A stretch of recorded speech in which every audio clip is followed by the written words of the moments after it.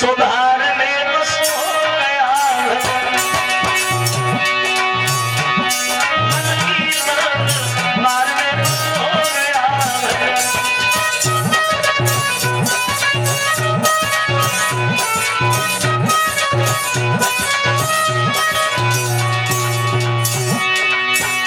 कबीरदास ये कहते हैं आदतें बुरी सुधार ले बस हो गया भजन।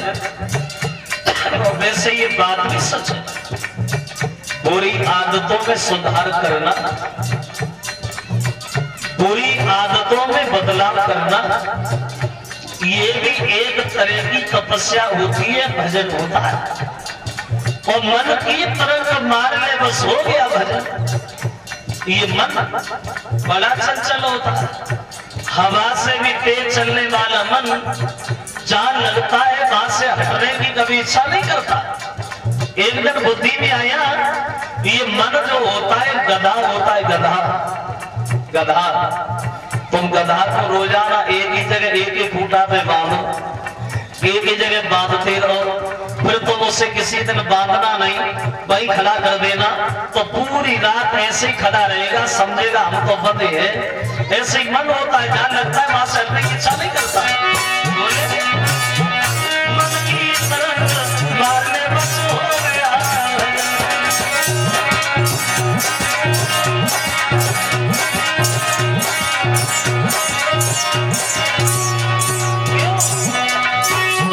तू आया है कहां से और कहां जाएगा। बोले तू आया है कहां से और कहां जाएगा, तू अपने को पहचान ले बस हो गया मन की तरंग मारने बस हो गया।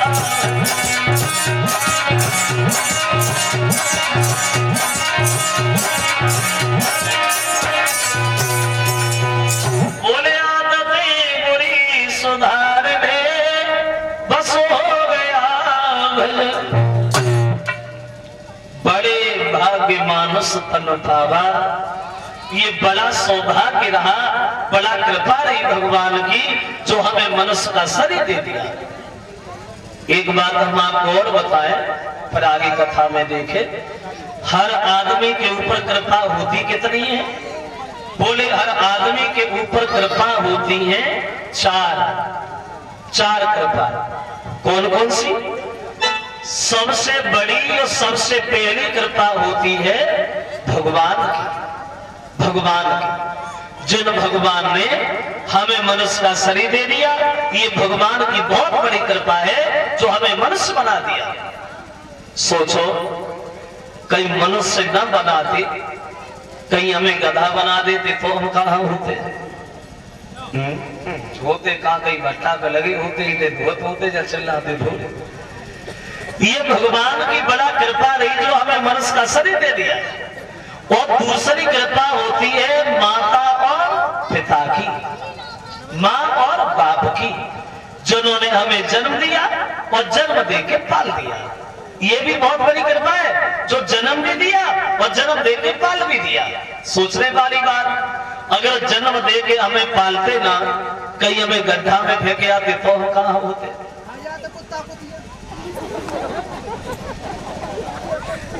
एक दिन एक लड़का अपनी माँ से लड़ने लगा, खूब लगा। और जब लड़का माँ से लड़ने लगा तो माँ के मुंह से एक बात निकल गई, हमने तो जा से 9 महीना पेटा रोको, तू हमसे लड़ी है। माँ बोली, हमने तो जा से 9 महीना पेटा रोको, तू हमसे लड़ी है। लड़का बोलो, तो तूने कौन सा बड़ो काम करो, ज्यादा करे 9 महीना कराओ ले ले और कहा है।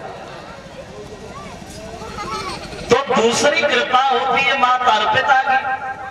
और तीसरी कृपा बताई गई है गुरु की, जिन्होंने हमें अच्छी रास्ता बताई, बढ़िया मार्ग दिखाया। अब कृपा बची एक चौथी। वो चौथी कृपा किन की है? बोले वो चौथी कृपा है खुद की, खुद की। अब तुम अपनी कृपा अपने ऊपर क्या कर रहे हो? शराबी बन रहे हो, जुआरी बन रहे हो, समाज में नाम कर रहे हो या बदनामी कर रहे हो। अब तुम अपनी कृपा अपने ऊपर क्या कर रहे हो? और जिस आदमी ने अपनी कृपा अपने ऊपर कर ली उसके जीवन में कभी कष्ट नहीं आया, और जिसने अपनी कृपा अपने ऊपर नहीं कर पाई उससे जीवन में कभी सुख नहीं मिला। क्यों? क्योंकि हर आदमी को पूरी जिंदगी में बनने और बिगड़ने का एक बार मौका मिलता है सबको। ऐसा नहीं है कोई मिलता सबको है, लेकिन ये भी बात सही है जो वक्त निकल जाता है वो वक्त दोबारा कभी जीवन में वापस लौट के नहीं आता। कब मिलता है? जवानी। अगर जवानी में जिस आदमी ने अपने शरीर पे थोड़ा भी ध्यान दिया उसके जीवन में कभी दुख नहीं आया, और जो जवानी में ही बिगड़ गया उससे जीवन में कभी सुख की प्राप्ति नहीं हुई। क्यों? जब जवानी में तुम पागल लगा के सड़कों पे चप्पलें चढ़काते रहोगे फिर बुढ़ापे में क्या करोगे? ये कभी कहता है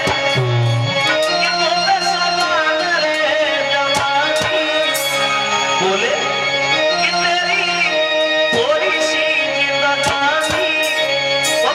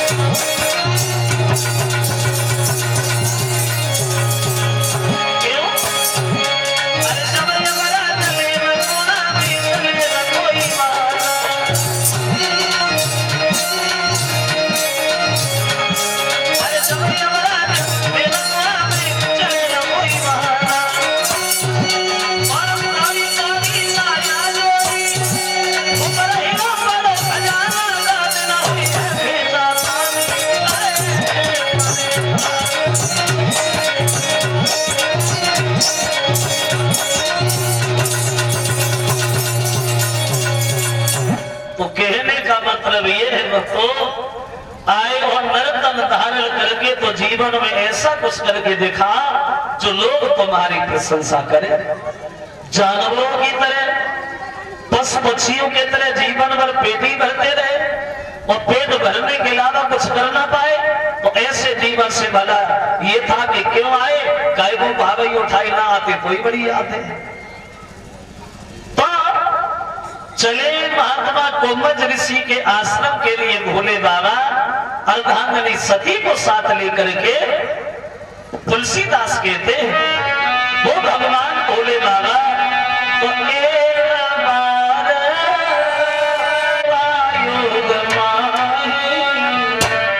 तो शंभु चले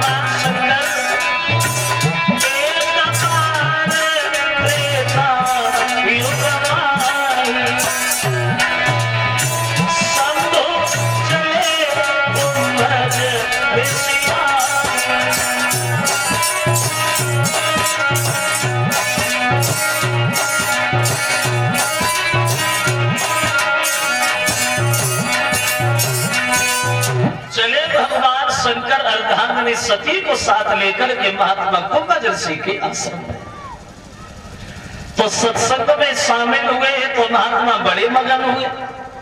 4 दिन रुके महात्मा कोमज ऋषि के आश्रम पे, तो बोले प्रभु अब हमें अनुमति दो, अब हम अपने पर्वत पे जाएं। तो महात्मा जी बोले प्रभु आप आ गए, इससे शोभा बढ़ेगी। अभी दोबारा फिर पुनः चले कैलाश पर्वत के लिए, और जब ये दोबारा चले तो इन्होंने क्या देखा भोले बाबा ने?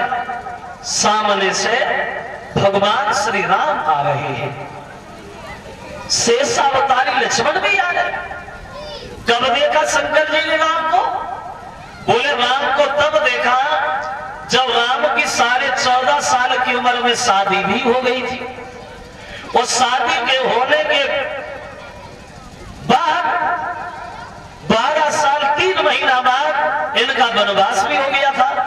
और वनवास ही नहीं, वो प्रभु श्री राम जब शंकर जी ने देखा था तब विराम तो गंगा से पार हो चुके थे, और श्री दशरथ मरण हो चुका था।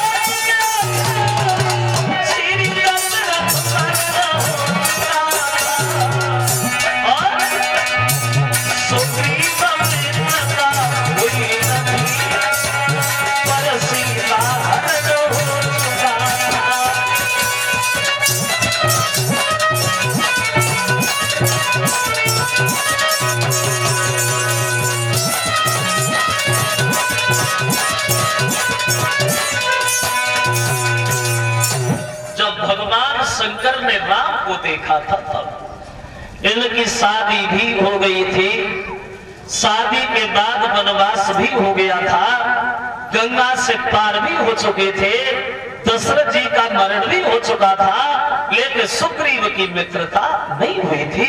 जब शंकर जी ने राम को देखा था तब जो राम और शेषावतारी लक्ष्मण सीता की बड़े वेदना में रोते हुए आ रहे, अनजान बनकर के खग मृगों से पूछ रहे, तुमने हमारी सीता को कहीं देखा हो तो हमें बता दीजिए, तुमने हमारी सीता को कहीं देखा हो तो बता दीजिए। अनजान बन के प्रभु श्री राम रोते हुए आगे चल रहे हैं। देखिए मधुकर से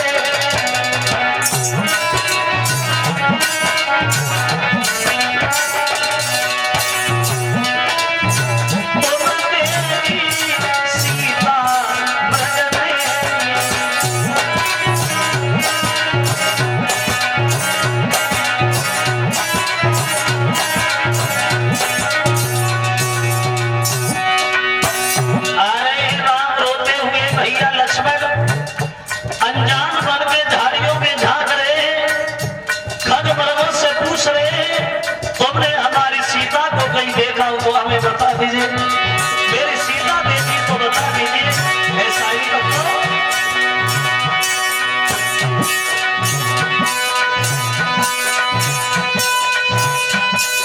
श्री राम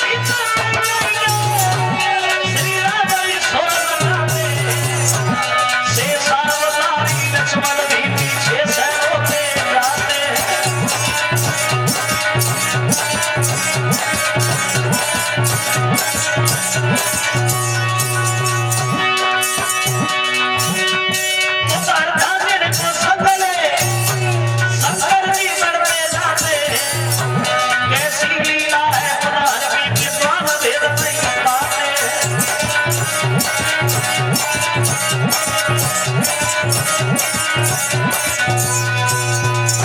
अनजान बन करके बड़े वेदना में रो रहे, तुमने हमारी सीता को कहीं देखा हो तो हमें बता दो, सीता कहीं नजर में आई हो तो हमें बता दो। रोते हुए झाड़ियों में झांकते हुए खगमृगों से पूछते हुए आगे बढ़ते जा रहे। जो भगवान भोले बाबा ने राम की ये दशा देखी तो राम को दूर से झुक करके प्रणाम किया, झुक करके प्रणाम किया। राम के सामने बहुत देर झुके ही रहे, सोचने लगे बारे परमात्मा दुनिया के लोगों को कैसे नाटक करके दिखा रहे, कोई इनकी माया ना समझ पाए। तुम्हें ये नहीं पता जैसे सीता का हर रावण कर ले गया है, अनजान बन के कैसे माया दिखा रहे दुनिया के लोगों को, बड़ा तेज रोते हुए जा रहे हैं। और शंकर जी ने प्रणाम किया और बहुत देर तक राम के सामने झुके ही रहे। राम लक्ष्मण निकल गए लेकिन शंकर जी झुके ही रहे। तो सती ने जब ये दृश्य देखा तो सती खड़ी की खड़ी रह गई, सोचने लगी ये मैं क्या देख रही हूं, मेरे पति के सामने इंसान तो अलग है, देवता भी झुकते हैं, क्योंकि इन्हें महादेव की पदवी मिली है, देवों के भी देव, और वो महादेव जरा जरा से बच्चों के सामने झुक गए।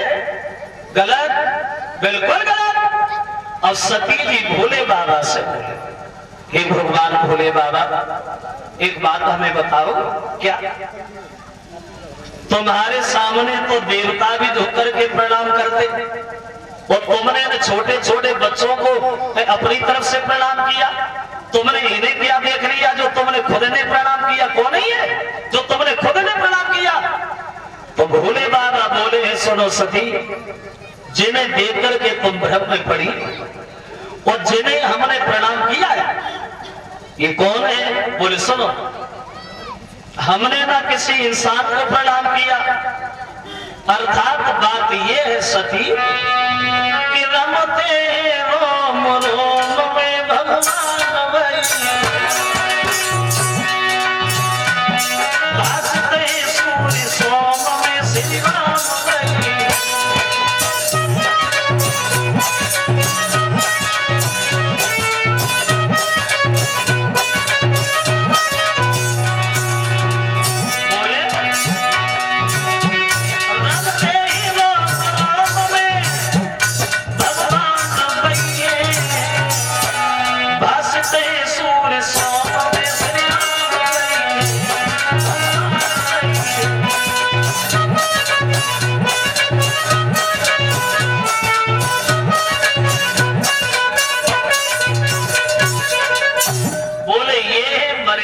पुरुषोत्तम श्री राम, इनका अवतार हुआ है महाराज दशरथ के घर पृथ्वी का भार हटाने के लिए आए हे राम, हमने इंसान को नहीं बल्कि भगवान को प्रणाम किया।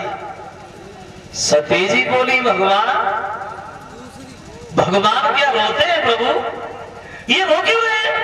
तो भोले बाबा बोले, सती रो थोड़ी रहे, ये दुनिया के लोगों को नाटक करके दिखा रहे, इनकी पत्नी सीता का हरण लंकाधीश रावण कर ले गया है, इसलिए रो थोड़ी रहे, ये नाटक करके दिखा रहे। तो सती जी बोली, हाँ भोले बाबा हम समझ गए। क्या समझेंगे?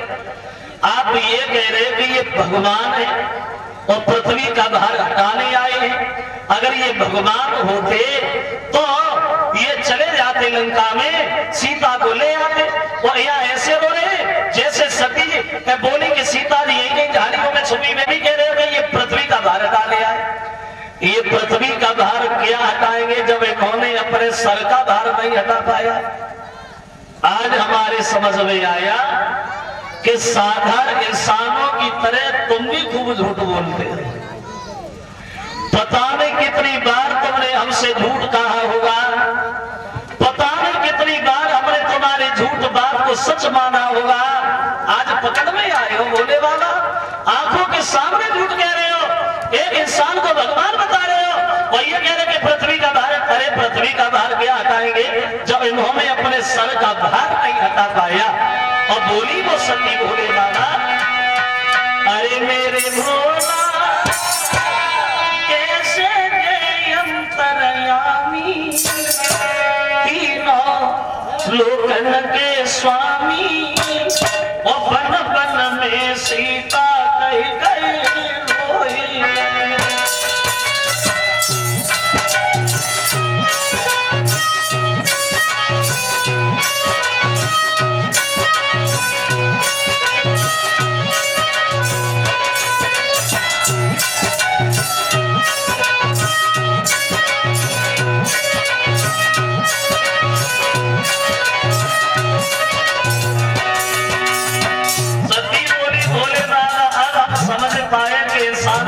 तुम भी खूब झूठ बोलते, एक इंसान को भगवान बता रहे हो, वो कह रहे कि पृथ्वी का भार हटाने आए हैं। अरे ये पृथ्वी का भार क्या हटाएंगे जब इन्होंने अपने सर का भार नहीं हटा पाया? और बोले, अरे बदमन मारे मेरे सहारे मेरी जन्नत दुलारी,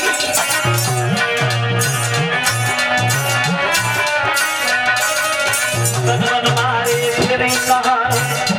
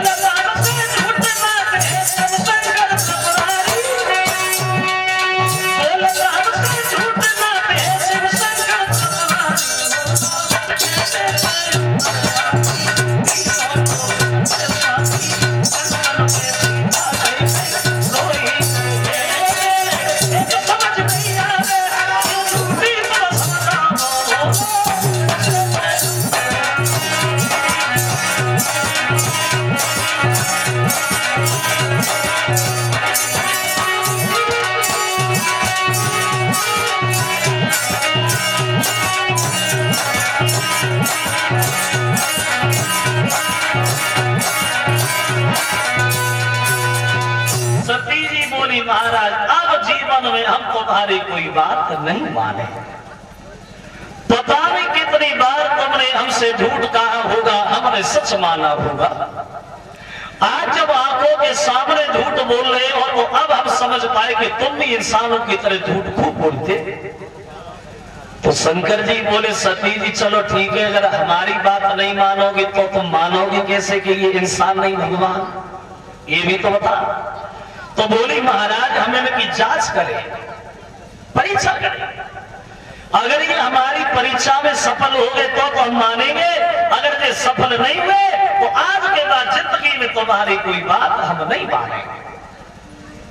तो भोले बाबा बोले चलो सती कोई बात नहीं, अगर हमारी नहीं माने तो राम ज्यादा दूर नहीं निकल पाए, थोड़ी दूर निकल पाए, हम इधर ही खड़े जांचें करे।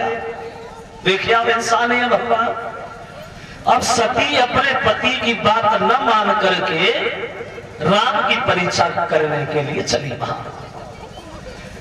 मन में सोचने लगी अगर ऐसे सीधे सीधे गए तो ये हमें पहचान लेंगे, क्योंकि हमें तो सब जानते हैं हम शंकर जी की पत्नी। तो सती ने मन में सोचा एक काम ये क्यों ना करें, ये सीता की वेदना में रो ही रहे हैं तो हम थोड़ी देर सीता ही बन जाए, और जब सीता बनेंगे तो ये हमें पहचान नहीं पाएंगे, अपनी पत्नी समझ के हमें पकड़ने के लिए भागेंगे, हम समझ जाएंगे कि इंसान है। अब रूप बदल लिया सती ने रास्ता, और ऐसा ही नहीं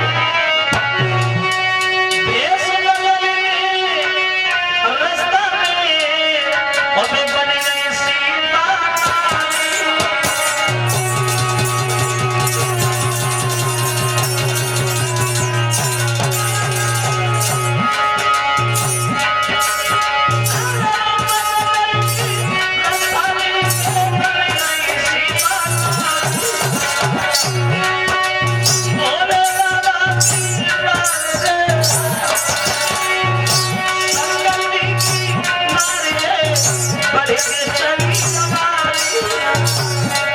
सीता बन गई। अब देखे कैसे भगवान आगे बढ़े।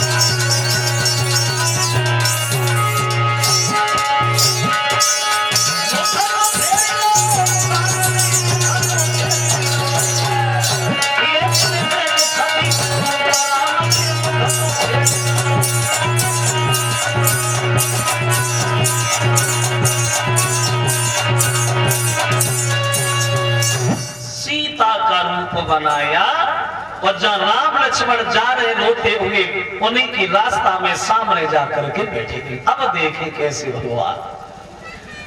तो राम ने सती की तरफ देखा तो उन्हें देख करके पहचान लिया कि शंकर जी की पत्नी है। अपने पति की बात न मान करके हमारी जांच करने आएंगे, चलो छोड़ो, अगर इनके पास गए तो ये लज्जित हो जाएंगे, समझदार है समझ जाएंगे इस रास्ता से नहीं चलो, दूसरी रास्ता से चलो। और राम ने वो वाली रास्ता छोड़ दी, दूसरी रास्ता पकड़ ली। तो सती ने मन में सोचा कैसे भगवान है, हम इधर बैठे वो उधर चले गए, कैसे भगवान, लगता है इन्होंने हमें देख नहीं पाया। अब सती ने वो रास्ता छोड़ी, फिर दूसरी रास्ता बैठी। और जब दूसरी रास्ता में फिर बैठ गई तो राम ने मन में सोचा भैया अब तो मजबूरी है, अब मजबूरी है तो जाना भी जरूरी है। अब सती ऐसे नहीं मानेंगी, चलो चलो। अब राम सती के सामने गए, खड़े हो गए। सबसे पहले दोनों हाथ जोड़े और दोनों हाथ जोड़ करके राम ने सती से प्रणाम कर लिया और एक सवाल कर दिया। राम बोले, तो श्री राम ने पूछा, कहाँ सती? कैसी आई हो? मैं कही सको पतो बताई जाइयो न भूले राम रे आई। राम बोले, कहो सती अकेली आई हो? बोले बाबा कहाँ है? और जो सती ने ये शब्द सुने बैठी की बैठी रहे। रूप संभालना दुश्वार पड़ गया। मन में सोच रही है जांच हम इनकी करने आए लेकिन उल्टी जांच हमारी हो गई, अब क्या करें? सती ने सोचा चलो भाग चलते, अब इन्हें मौके से दिखाए। भागी लेकिन भाग नहीं पाई।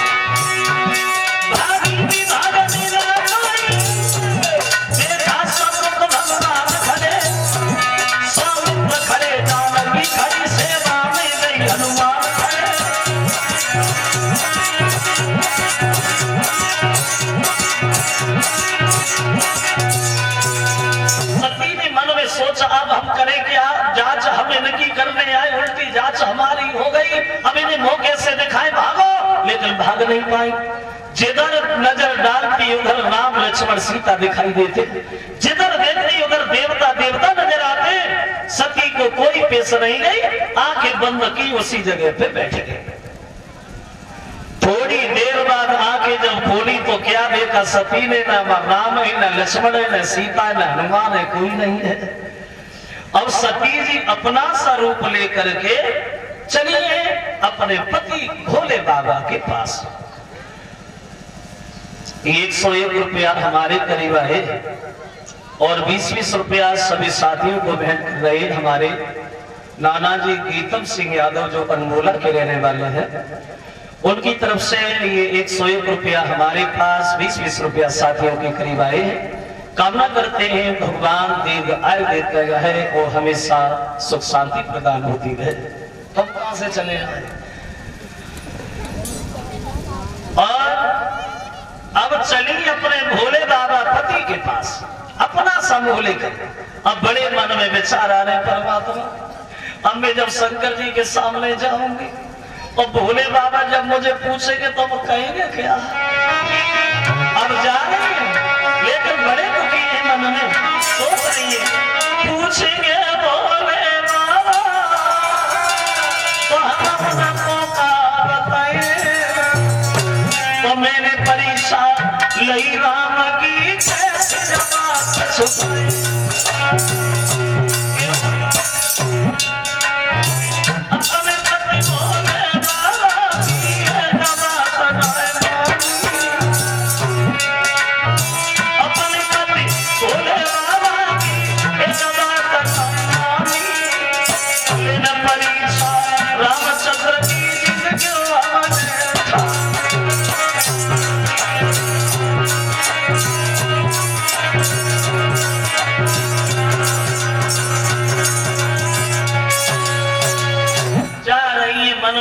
विचार आ रहे, अब चेहरा उतरा हुआ है, चिंता में पहुंच गई ना। भगवान शंकर जी इंतजार में बैठे भोले बाबा ने सती की तरफ देखा तो चेहरा देख करके पूरी बात समझ गए।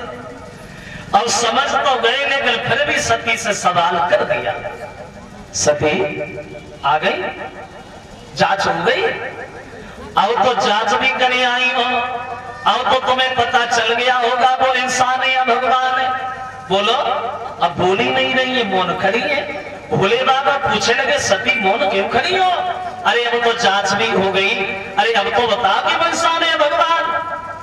तो सती जी भोचक किसी बोली जांच कैसी?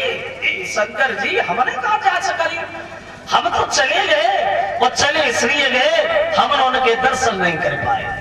दर्शन किए, प्रणाम किया, तुम्हारे पास लौटे, मैंने कोई जांच नहीं की। बोले बाबा हर अपनी पत्नी की बात माने।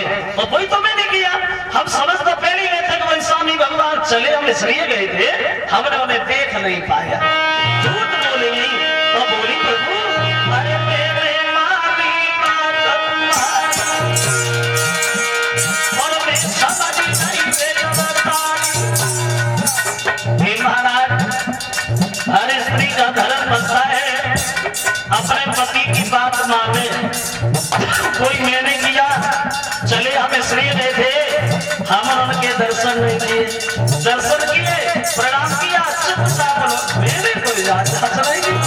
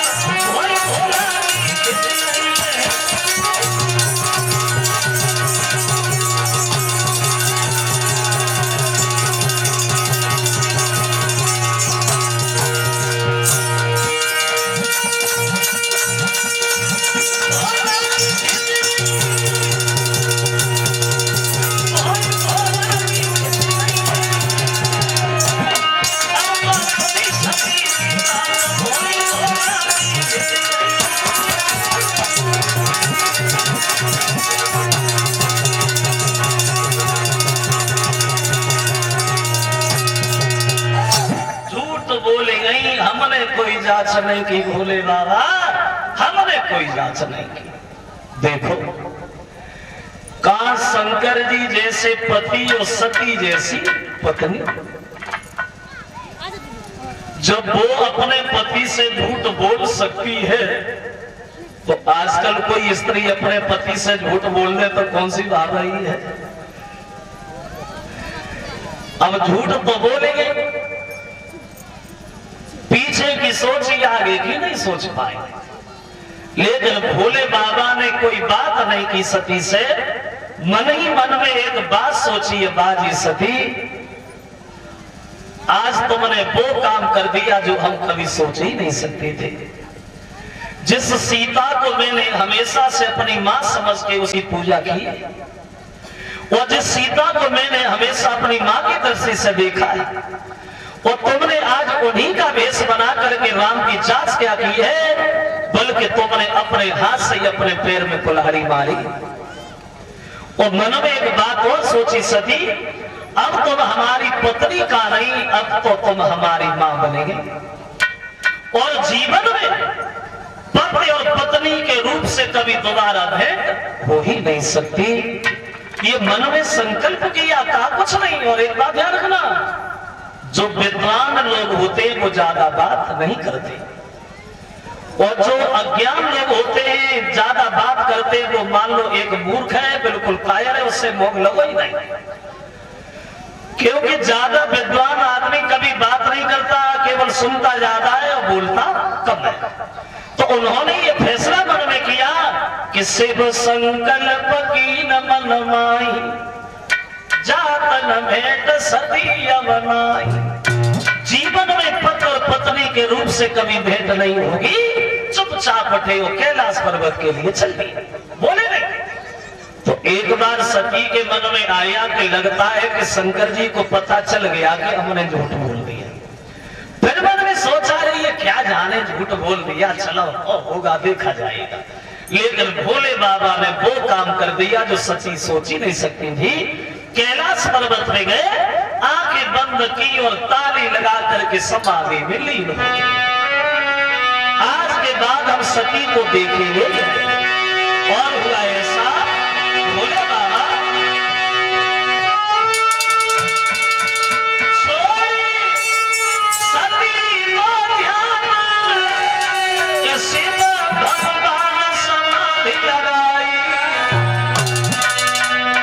भोले बाबा को देख के सती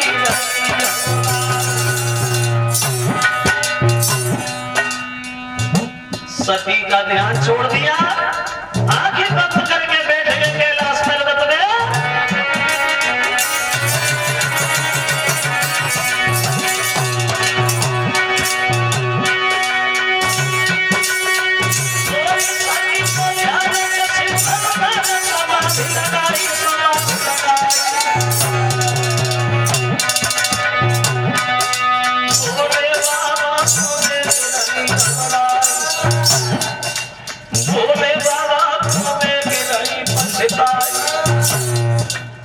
अब क्या करूं, अब क्या करूं? सती को इसी बात की चिंता में देना रात नींद न आती है, सती मां पछताती है।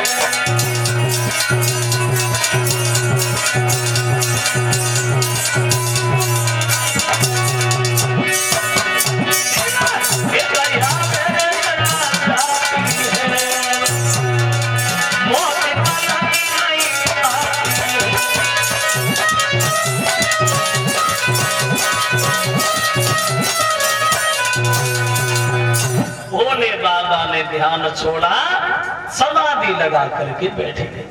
सती ने ये दृश्य देखा तो पछाड़ खा के गिर गई, अब मैं कहां जाऊं? और देखो, जिस घर में पति और पत्नी दो ही प्राणी रहते, जिस आंगन में पति और पत्नी दो ही प्राणी रहते और उन लोगों के बीच में अगर कपट भरी दीवार बन के खड़ी हो जाए तो वो घर घर नहीं एक नरक के समान हो जाता है। सती इधर उधर रोती फिर रही है कैलाश पर्वत में। नंदी से बोली, नंदी तू ही कुछ उपाय बता, भोले बाबा चले जाए। तो नंदी बोले, मैया अब हम क्या करें, हम तो उसे बड़े परेशान है, अब हम कैसे ले जगह। वो दशा बनी है,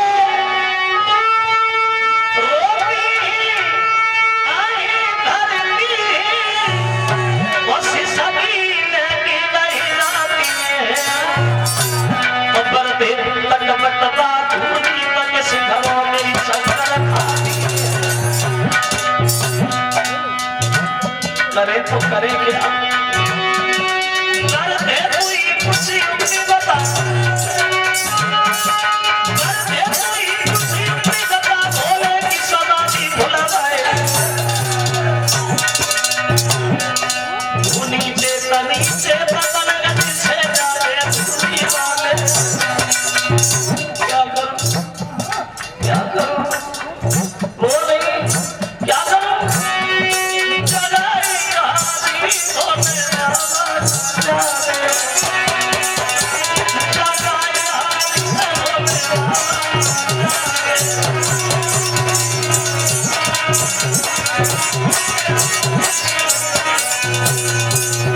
सती रो रही, भोले बाबा की याद में पछता रही। एक दो दिन नहीं तो एक दो साल नहीं, सती को रोते रोते उस कैलाश पर्वत में 87,000 साल हो गए। 87,000 साल। अब 87,000 साल के बाद कहीं भोले बाबा के नेत्र खुले, पर्वत पे चिड़िया चहकने लगी तो सती जी भाग करके भोले बाबा के सामने खड़ी हो गई।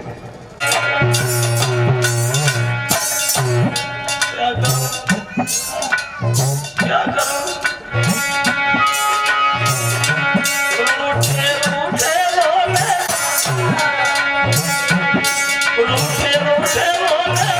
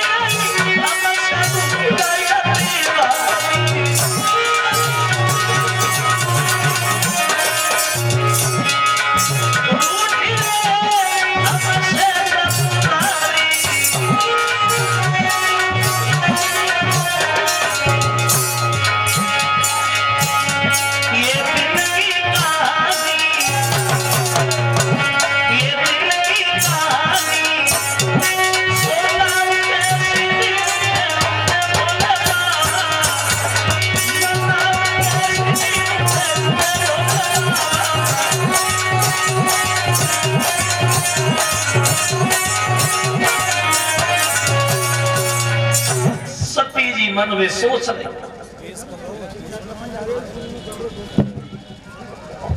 बैठी बैठी रो रही है सती कैलाश पर्वत में।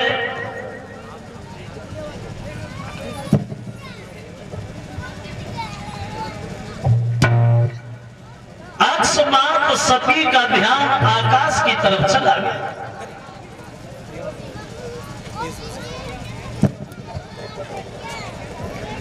तो सती ने क्या देखा कि विमान जा रहे हैं और विमानों पे देवता जा रहे हैं। तो उन्हें देख करके सती ने भोले बाबा से एक सवाल कर दिया, भोले बाबा ये विमान और देवता ये लोग कहां जा रहे हैं? तो जवाब दिया है सती, ये सब लोग तुम्हारे पिता दक्ष प्रजापति के घर जा रहे हैं। बोले हमारे पिताजी के घर पे क्यों जा रहे हैं भोले बाबा? जवाब दिया है सती, तुम्हारे पिता ने यज्ञ किया है और उस यज्ञ में न देवताओं को निमंत्रण दिया है, तो ये सब देवता तुम्हारे घर जा रहे हैं, पिताजी के घर। तो सती जी बोली महाराज पिताजी के घर पे उत्सव है, देवताओं को निमंत्रण है और तुम्हें खबर भी नहीं? अरे सबसे पहले तो तुम्हें खबर मिलनी चाहिए थी क्योंकि तुम उनके दामाद थे, तुम्हें क्यों नहीं बुलाया? तो भोले बाबा बोले सती उनकी इच्छा है न बुलाया, कोई बात नहीं, एक दिन हमारी तुम्हारे पिताजी से लड़ाई हो गई इसलिए उन्होंने नहीं बुलाया। सती जी बोली लड़ाई? बोले मैंने तो कभी नहीं सुनी लड़ाई, कब हो गई? बोले सुनो सती, एक बार देवताओं का दरबार लगा हुआ था तो हम भी वहीं बैठे थे और तुम तो जानती है ज्यादा देर कहीं बैठते तो आके हमारी बंद हमेशा ही रहती है, भजन ही करते रहते हैं, सब लोग चर्चा कर रहे थे तो हम आंखें बंद किए हुए बैठे थे। भाई तुम्हारे पिताजी का आना हुआ तो देवता सम्मान में सब खड़े हो गए, लेकिन हमने देख नहीं पाए, हम खड़े नहीं हुए। तो उस दिन तुम्हारे पिता ने हमसे बहुत गलत कहा। वो ये कहा सबसे बड़ी भूल है ब्रह्मा जी की जो तुम्हें महादेव की पदवी दी, तुम इस लायक हो नहीं, और मेरी सबसे बड़ी भूल ये बनी जो हमने ब्रह्मा जी के कहने से तुम्हारे घर में हमने अपनी बेटी का विवाह किया। तुम दूसरे का सम्मान नहीं करना जानते, भूतों के साथ रहते हो, मरघट में निवास करते हो, तुम दूसरे का सम्मान करना बिल्कुल नहीं जानते। भोले बाबा तुमने आज हमारा अपमान किया, तुम हमें देख के नहीं खड़े हुए, तो एक दिन वो होगा जब हम तुम्हें छोड़ देंगे, और जब हम तुम्हें छोड़ देंगे तो दुनिया के लोग पहले से तुम्हें छोड़ देंगे। तो शंकर जी बोले सती इसलिए उन्होंने हमें बुलाया नहीं, और बुलाया नहीं तो हमें कोई चिंता भी नहीं है, उनकी इच्छा नहीं बुलाया, हम जाना भी नहीं चाहते। तो सती जी बोली महाराज अगर बुरा ना मानो तो एक बात कहें। बोले ना कहो सोई बढ़िया है, क्यों? तुम जी तो कहोगी हमें भेज दो। हाँ ऐसा तो नहीं हो सकता कि पिताजी ने निमंत्रण ना भेजा, निमंत्रण तो भेजा होगा लेकिन किसी लाने वाले ने कंजूसी कर दी, कोई लाया नहीं। अब आपकी आज्ञा हो तो हम चले जाएं। तो भोले बाबा बोले सती बुद्धि खराब है, बिना बुलाए किसी के घर पे जाना नहीं चाहिए, क्योंकि बिना बुलाए जाने में सम्मान नहीं अपमान होता है, इसलिए न बुलाए आराम से रहो, कहीं नहीं जाओ। तो सती जी बोली महाराज ये तो हम भी जानते कि बिना बुलाए नहीं जाना चाहिए। तो शंकर जी बोले जब तुम जानती हो तो फिर तुम मानती क्यों नहीं हो? बोले सती चुपचाप बैठो। तो सती जी बोली महाराज ये तो हम जानते हैं कि बिना बुलाए नहीं जाना चाहिए, लेकिन 3 घर ऐसे हैं, उन 3 घरों में जब इच्छा हो तब चला जाए। सती जी चालाक बहुत ही, बोले 3 घर रास्ता खोज ली उन्होंने जाने के लिए, कौन से 3 घर? तो सती जी बोली महाराज सुनो, गुरु पिता मित्र के घर में जब इच्छा हुई तब जाए,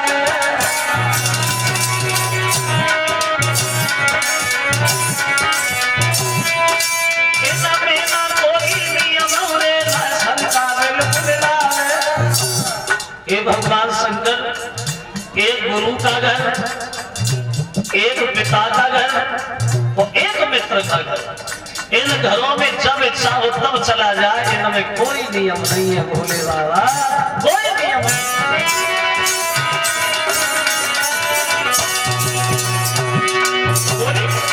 महाराज अभी पियर को जाऊंगी, कोई बहुत दिन हो गए बात से मिले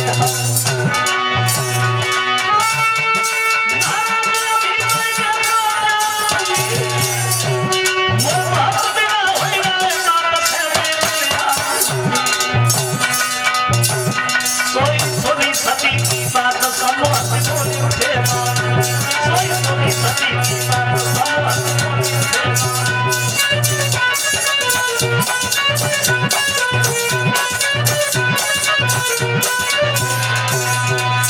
सती जी ने रास्ता खोज ली, गुरु पिता मित्र के घर जब इच्छा तब चला जाए, इनमें कोई नियम नहीं। तो शंकर जी बोले सती जी चालाक तो बहुत, तो रास्ता बहुत अच्छा खोज लिया, ये तो हम भी जानते हैं घरों में कभी इच्छा हो तब चला जाए, लेकिन घरों में तब जाना चाहिए जब मन मिला हो, प्रेम हो, अनमन हो, लड़ाई हो, तो इन घरों में भी खतरे से खाली नहीं है जाना सती जी। इसलिए बोले मेरी प्यारी सती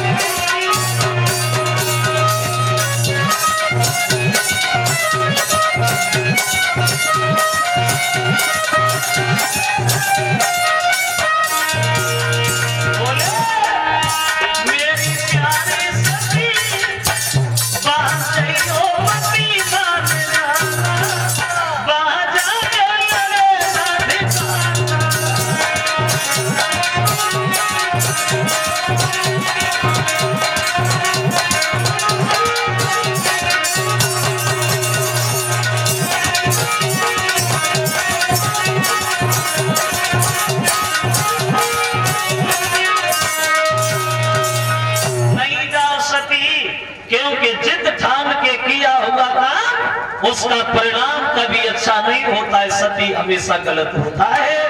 इसलिए कि यद्यपि गुरु पिता मित्र घर को कछुरी नहीं बतलाई है।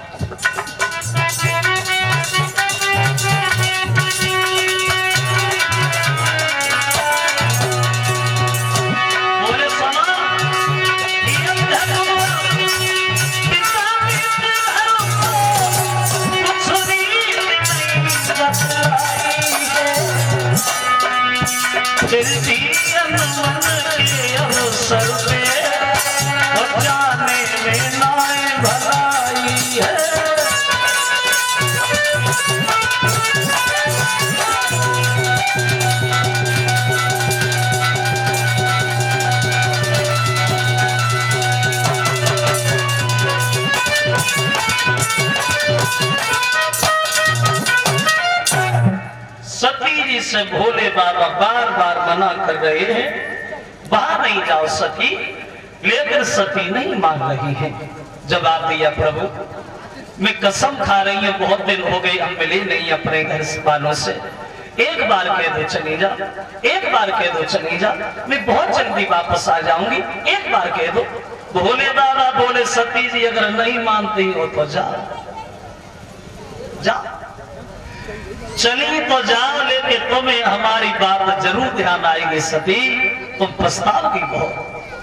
अब बिना बुलाए अपने पिता के घर चली है वो सती मां, बिना बुलाए।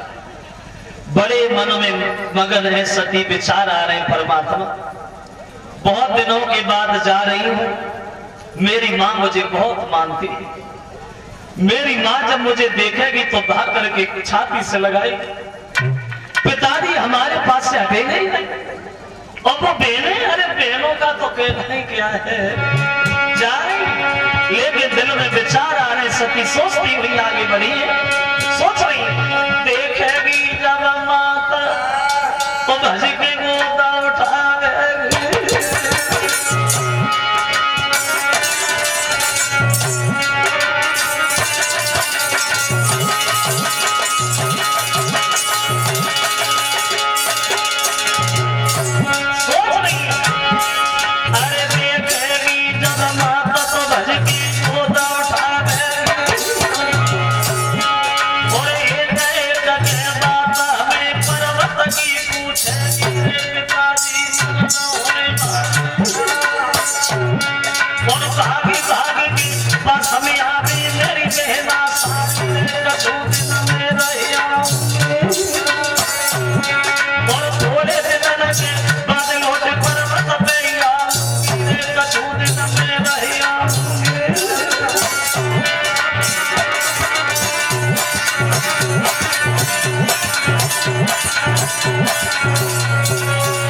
सती जी इन्हीं बातों में उछलते कूदते पहुंच गए अपने पिता के घर। और जब अंदर घुसी है सती, तो सती ने क्या देखा? मां ने जब सती की तरफ देखा तो उठी और अपने काम में जाके लग गई। पिता ने देखा, उठे वो घर के अंदर चले गए। बहनों ने देखा तो सती को देख करके एक दूसरे से बात कर ली, देख देख बुलाया नहीं, फिर भी भागी चली आ रही है, शर्म ही नहीं है, बेशर्म है। अब सती जब घर गई तो किसी ने यह भी नहीं पूछा सती से कि तुम आई काहे को? बोल सावली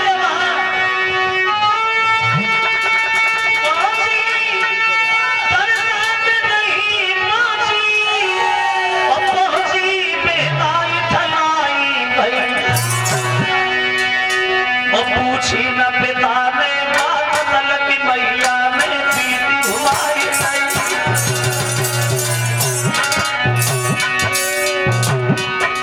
किसी ने सती से ये भी नहीं पूछा कि तुम आई काहे को? जो सती ने ये दृश्य देखा तो सती जी आंगन में बैठ करके रोने लगी। ये क्या हुआ, ये क्या हुआ? कोई कर लगी यार सती जी लगी रोने लगी। भोले बाबा की याद कर दिल तैयार है जाने लगी।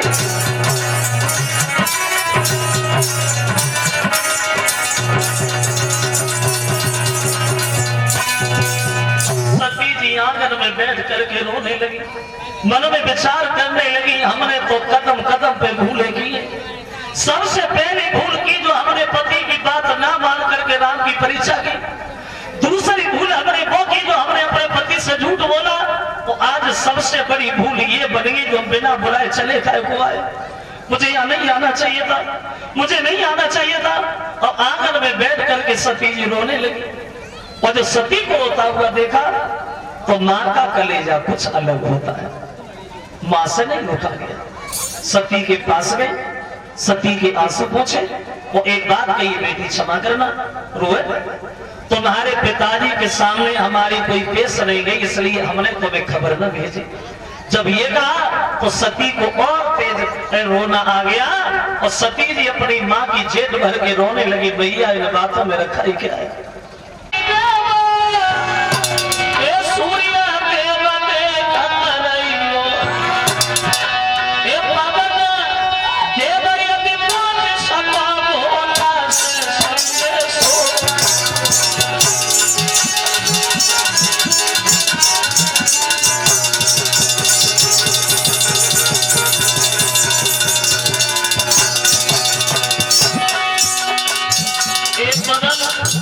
चलते चलते अगर तुम कैलाश पर्वत पे पहुंच जाओ तो भोले बाबा से हमारा ये संदेश अगर दे देना। और बोली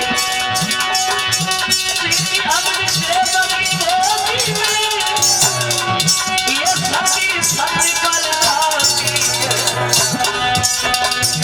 बात पकड़े अन्याय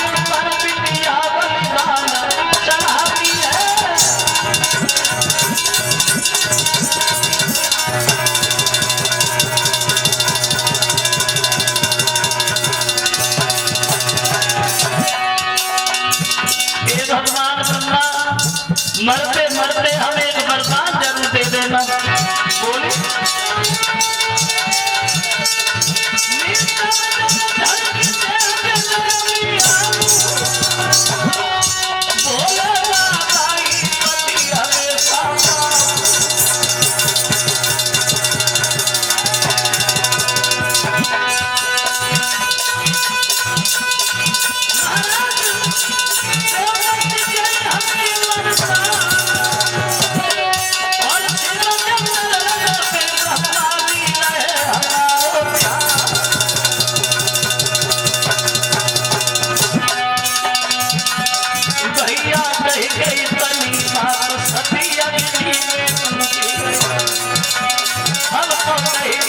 इतनी बात सभी अवधि में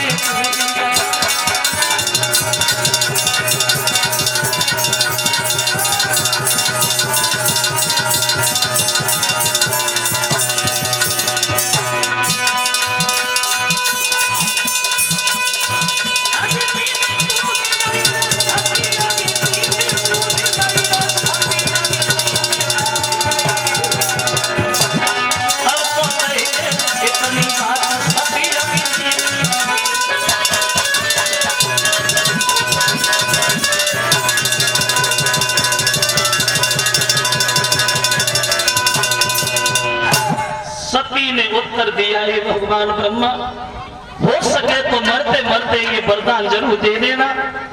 जब जब हम पृथ्वी पे जन्म लेके आए तब तब भोले बाबा की पत्नी बने। ये शब्द कहकर के उसी अग्निकुंड में छलांग लगा गई, जो शरीर जल करके राख हो गया। ये हुआ परिणाम बिना बुलाए जाने का। खबर जब शंकर जी को मिली है कि सती जी पिता के घर पे खत्म हो गई, तो क्रोध में आए और जटाओं को खोल करके जब जमीन से पटका तो एक वीरभद्र नाम का बहादुर पैदा हो गया। बोले जा दक्ष का यज्ञ नष्ट कर दो और उसके सर को काट कर उसी अग्नि में झोंक दो। महात्मा को अंग भंग कर दिया, यज्ञ नष्ट कर दिया और दक्ष का सर काट करके उसी अग्नि में फेंक दिया। देवता लोग भोले बाबा को शांत करने की कोशिश कर रहे हैं, प्रभु अपने क्रोध को शांत करो, अपना क्रोध शांत करो। बार बार सब देवता मिलकर के भगवान के क्रोध को शांत करते और कहते प्रभु इन महात्मा को ठीक करो और दक्ष को जिंदा करो। तो भोले बाबा बोले देखो महात्मा तो ठीक हो जाएंगे, लेकिन ये दक्ष जिंदा नहीं होगा क्योंकि इसका सर कट के जल चुका है। बोले कोई उपाय सोचो। तो बोले काम करिए, जो इस यज्ञ में बकरा चढ़ने के लिए आया था उस बकरे का सर काट करके इसके लगा दो तो ये दोबारा जिंदा हो जाएगा। तो दक्ष का सर जो कट गया था बकरे का सर काट करके उसके लगाया और वो दक्ष दोबारा जिंदा हुए। इस तरह से ये परिणाम हुआ बिना बुलाए जाने का। देखिए इससे हमें एक शिक्षा मिलती, इससे हमें प्रेरणा मिलती। हर माँ बहन का ये धर्म बनता है अपने पति की बात माने, बिना पूछे कदम आगे नहीं रखे। क्योंकि सती जी भोले बाबा की अगर बात मानती रहती तो शायद ये दिन उनके जीवन में नहीं आता। एक विनती हमारी सभी माता बहनों से, एक आग्रह हमारा, अपना पति चाहे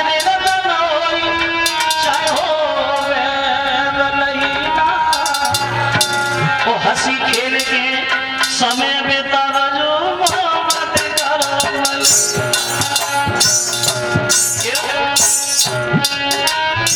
अपने पति की तन मन से नारी करे सेवा।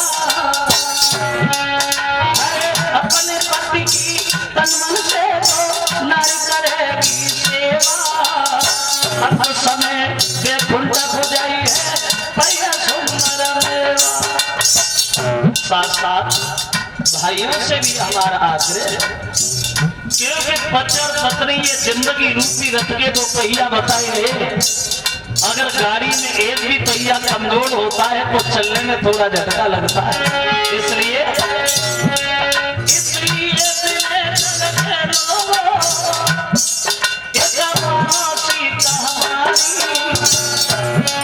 और प्यार से राखो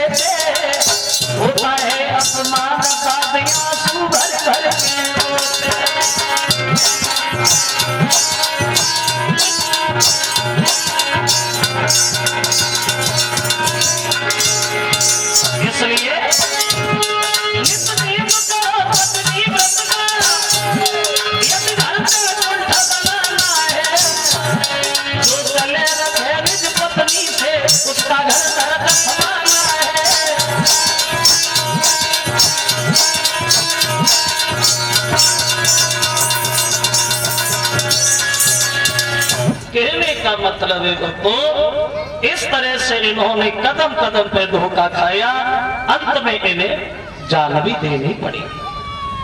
फिर इनका दोबारा जन्म हुआ है महाराज हेमांचल के घर, तब इनका नाम पड़ा है गिरिजा। ये 151 रुपया हमारे करीब आए हैं, बीरेश दूधिया लिखा है, बिछुअन पे रोटी ना। और 151 रुपया विनोद यादव सनोश्याम सिंह उनकी तरफ से लिख रहे हैं, आल्हा में छाप लगा दे। चलो देखेंगे अभी थोड़ी देर में।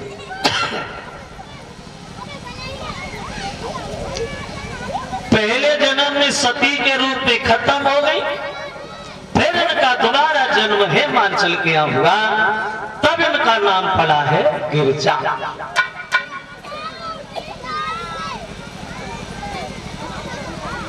एक बार देवर्षि नारद महाराज हेमांचल के घर गए और हेमांचल ने बड़ा सम्मान किया, बोले आप प्रभु बैठो, बड़े शुभ अवसर पे पदार्पण हुआ है आपका, आप आई गए हो, हमारे घर में कन्या ने जन्म लिया है, हमें दिनदशा बताते जाओ उसकी, और एक बात और हमें बताना कि हमारी बेटी का विवाह किससे होगा, हमारे दामाद कौन बनेंगे। तो नारद ने लड़की का हाथ अपने हाथ में लिया है और मुस्कुराते हुए बोले, देखो हेमांचल एक हमारी बात सुनिए। कहते हैं तो नारद ने कही, हे हेमांचल और ये कन्या नहीं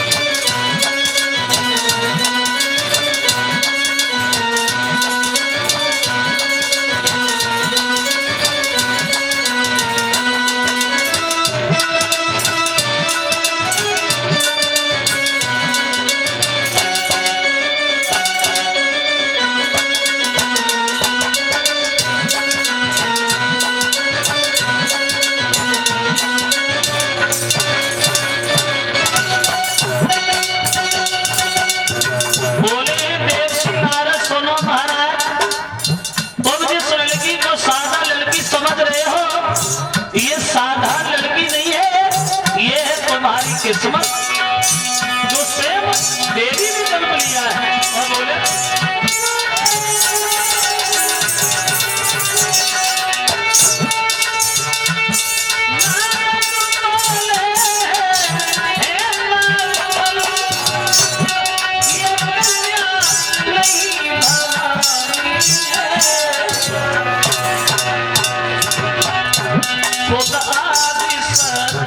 भगवानी है और ये मेरी भाग्य निशानी है।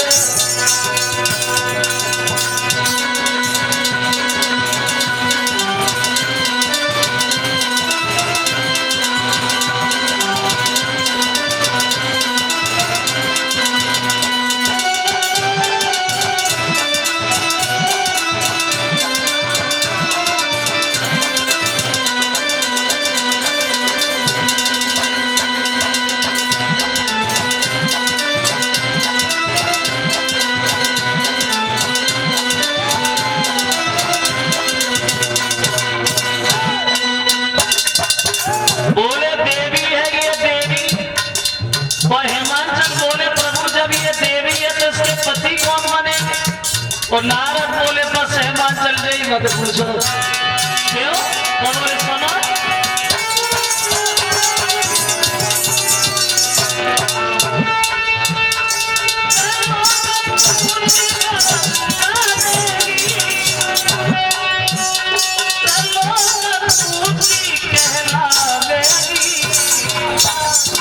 लेकिन पर किसी योगी अद्भुत जटिल और भगन सदा क्या ही जाने।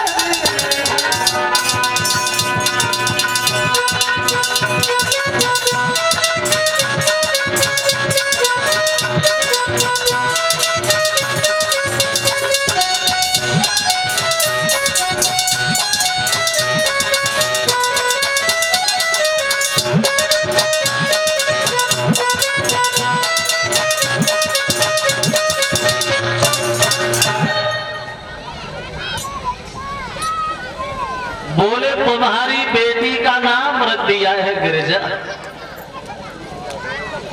और रही बात शादी, तो शादी उससे होगी ना परिवार होगा, ना घर बार होगा, ना दौलत से भरा हुआ भंडार होगा, अर्थात तो तुम्हारी बेटी के पति के विचार भगवान शंकर जी से मिलते जुलते हैं। नारद ने पूरी बात नहीं बताई, बात घुमा करके बोले गए। और एक बात और कही है महाराज, जब ये तुम्हारी बेटी थोड़ी समझदार होगी, बड़ी होगी, तो भजन करने वन में जाएगी और इससे रुकना नहीं, चले जाने देना। हो सकता है कि तपस्या करने से इसके जीवन में कुछ सुधार आ जाए। अब नारद तो चले गए लड़की का भविष्य बता के, वो लड़की घर में बड़ी होने लगी। तो एक दिन अपनी माँ मैना से गिरिजा बोली है, मैया हम तो भजन करेंगे, अगर आपकी आज्ञा हो तो हम वन में जाए। तो मैना बोली वन में क्या जरूरी है, घर में अकेली हो, घर में भजन करो। बोली नहीं माँ मैं तो वन में करूं। तो अनुमति माता पिता से लेकर के चली गिरिजा जंगल में तपस्या करने। अब जंगल में बैठ तो गई, लेकिन दिल में विचार आने लगे हम भजन करें किनका। तो मन में गिरिजा ने सोचा चलो भगवान भोले बाबा की तपस्या करते। और मन में यह भी विचार आया कि जब भगवान हमसे प्रसन्न होंगे, हमसे कहेंगे वरदान मांगो, तब उससे कहेंगे शादी करो। ये मन में विचार कर लिया गिरिजा ने, अगर विवाह होगा तो भगवान शंकर जी के साथ, अन्यथा विवाह किसी से नहीं करेंगे। ये दृढ़ संकल्प गिरिजा ने मन में कर लिया। और मन में विचार करके गिरिजा बैठ गई और सोचने लगी कि बुद्धि में एक ही बनो विचार, शिव के संग मेरी हो साथ।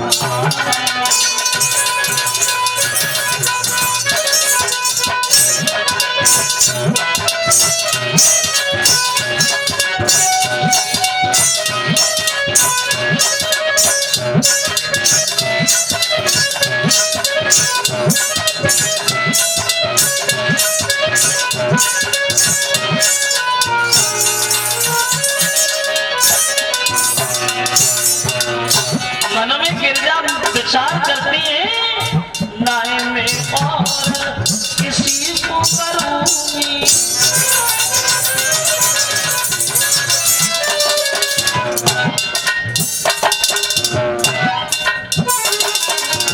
नाय में और किसी को करूंगी, शिव के संग में प्यार करूंगी।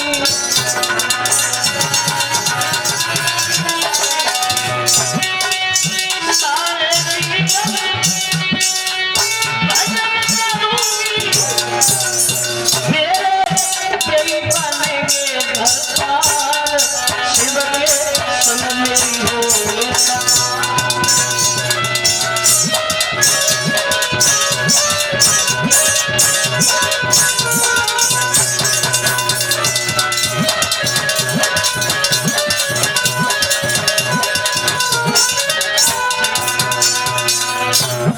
गिरिजा ने मन में ये संकल्प कर लिया, अगर विवाह होगा तो भगवान भोले बाबा के साथ, अन्यथा शादी हम करेंगे किसी से नहीं। श्रोताओं, अब इधर गिरिजा तपस्या में लीन है जंगल में, तो अकस्मात वहां से महात्मा सप्तऋषियों का आना हुआ।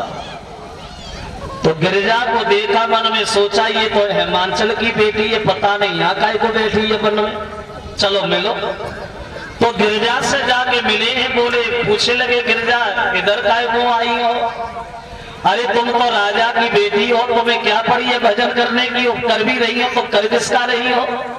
तो गिरिजा ने उत्तर दिया है महात्माओं, कोई ऐसा अनुरागी है जिसने अनुरागिन किया मुझे, मन उलझा उसी बैरागी पे जिसने बैरागिन किया मुझे। तो महात्मा बोले अनुरागी बैरागी मेरे को समझ में नहीं आ रहा, गिरिजा साफ साफ बता भजन किसका कर रही है, नाम किसका? तो बोली महात्माओं हम भगवान भोले बाबा की तपस्या कर रहे हैं। क्यों? जवाब दिया हम उनसे शादी करना चाहते हैं। और जो महात्माओं ने जब बात सुनी तो महात्मा खूब ताली मार के ऐसे बुद्धि खराब हो गई तेरी, पागल हो गया। दुनिया भर में कोई नहीं मिला जो शंकर जी मिले तुझे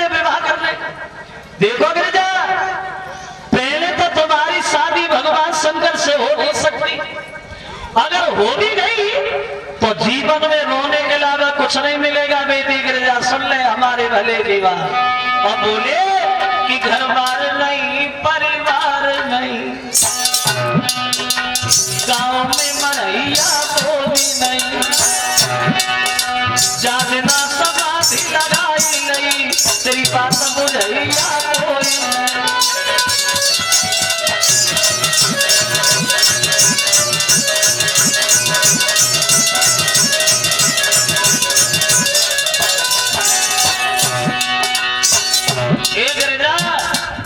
घर नहीं है, परिवार नहीं है, कुछ भी नहीं है। तुम तो जानती हो कि भोले बाबा सती को कितना प्यार करते थे। बिना बुलाए चली गई, अपने पिता के घर पे मरी गई। उस दिन से समाधि लगाए हुए बैठे हैं, उनका ध्यान भी नहीं आता। ऐसे किसी दिन तेरे साथ हो। और बोले सती से प्रेम रहा, फिर उठे तो ऐसे रूठे, मेरे बाप के घर चले मर गई है, खुद बैठे ढूंढते के ढूंढते।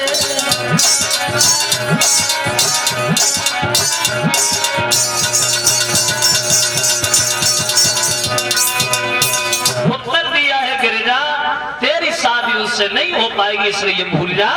तो गिरिजा बोली महात्मा हमने तुमने ये तो नहीं पूछा था कि घर है, परिवार है, दौलत भंडार है। अरे तुमने पूछा बता दिया। अब आप जाओ, शादी होगी तो शंकर जी से, अन्यथा हम शादी किसी से नहीं करें। महात्मा वहां से चले गए, गिरिजा फिर बैठी। देखिए अब इधर तो गिरिजा लीन है भजन में, और उधर एक मुसीबत देवताओं के सामने खड़ी हो गई। एक तारक नाम का राक्षस देवताओं को परेशान करने लगा। तो ये सब देवता मिलकर के ब्रह्मा जी से रोए, बोले प्रभु कुछ उपाय बता, इस राक्षस पे विजय कैसे हो। तो ब्रह्मा जी बोले इंद्र इसे मारने वाला भी पैदा नहीं हुआ। मतलब ये है जो भगवान शंकर का लड़का होगा वो इसे मार पाएगा, उसके अलावा कोई नहीं मार पाएगा। तो इंद्र बोला प्रभु कैसी बातें कर रहे हैं आप, सती खत्म हुई उससे, तब से भोले बाबा समाधि में, पहले उनकी आंखें खुलवाई जाए, फिर कोई लड़की देखी जाए, फिर उनकी शादी कराई जाए, फिर कहीं लड़का होगा, तब तक देवता एक भी नहीं रहेगा। कुछ और सोचो। बोले इसके अलावा कोई उपाय नहीं। अब मुसीबत ये खड़ी हो गई कि भोले बाबा के नेत्र खुलवाए कौन। अब शंकर जी से बैर कौन बोल ले। तो कामदेव ने बीड़ा उठा लिया, इंद्र भैया ये काम हम करेंगे, और अगर देवताओं के हित में हमारी जान भी चली गई तो हम अपनी जान भी दे देंगे, भोले बाबा के नेत्र हम खुलवाए। अब चला है वो कामदेव जहां भोले बाबा वर्षों से तपस्या में लीन है, कैलाश पर्वत में। अवसराम को साथ लिया, पत्नी रति को साथ लिया, और पहुंच गया जहां भगवान आंखें बंद किए बैठे। कामदेव जब अपनी माया दर्शाता है तो बोध सा बनी है कैलाश पर्वत में। तो काम जाते जाते वो सारी माया फैलाई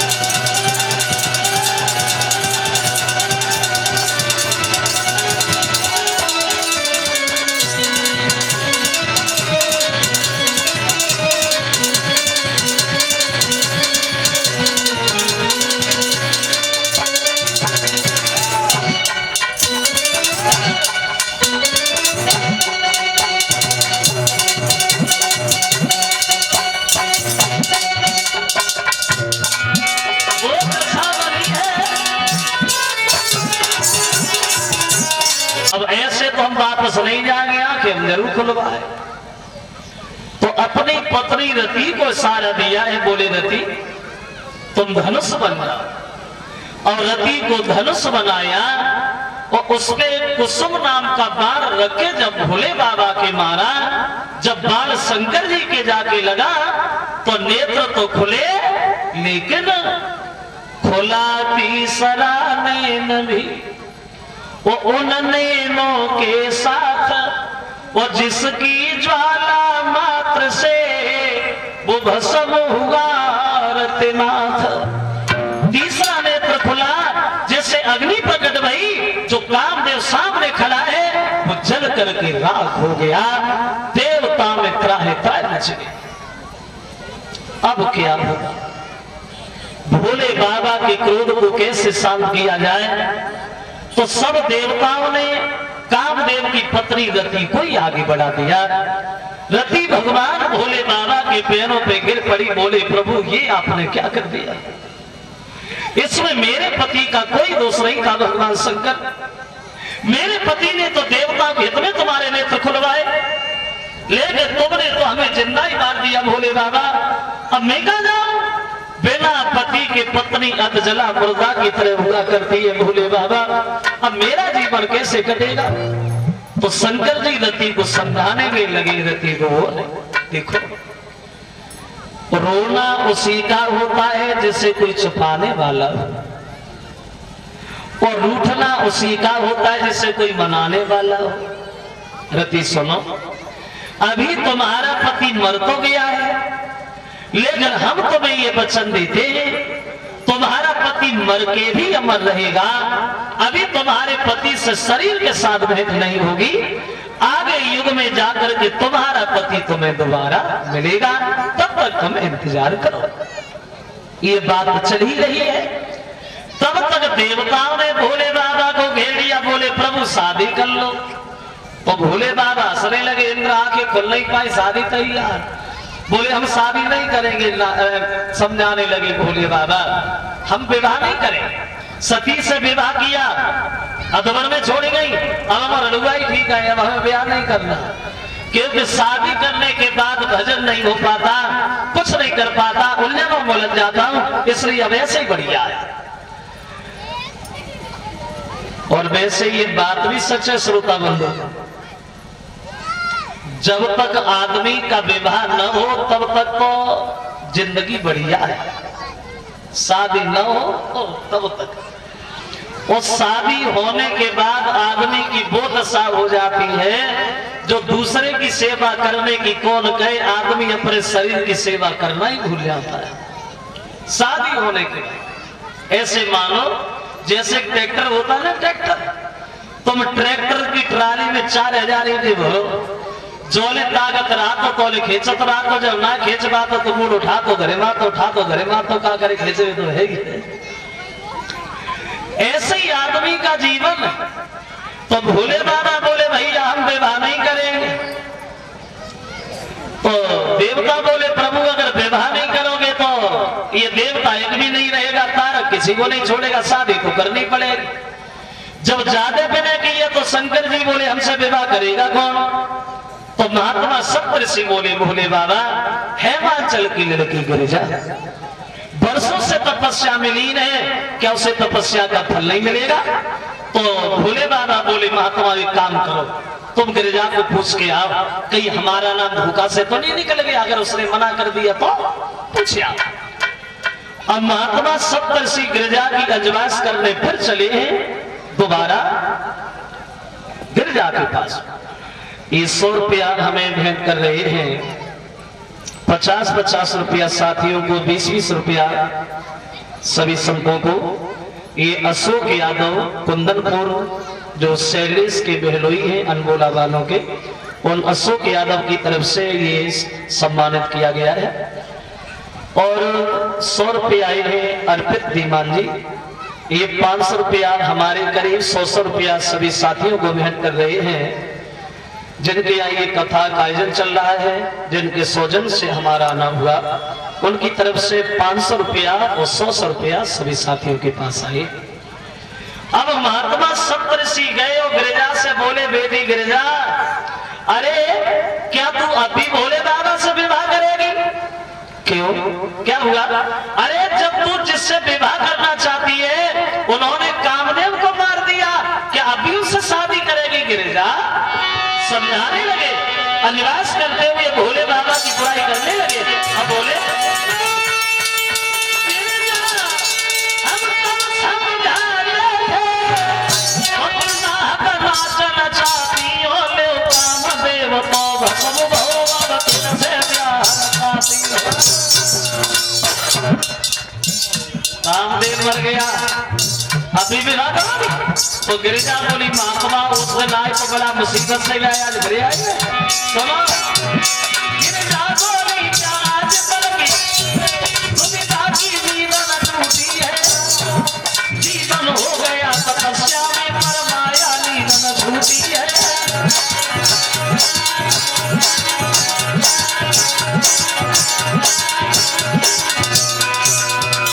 गिरिजा ने उत्तर दिया महात्माओं, कामदेव मर गया हो, तुम सब मर जाओ, पृथ्वी आकाश पलट जाए, सूर्य ठंडा पड़ जाए, चंद्रमा आग उगलने लगे, लेकिन ये गिरिजा का संकल्प कभी फीका नहीं पड़ेगा।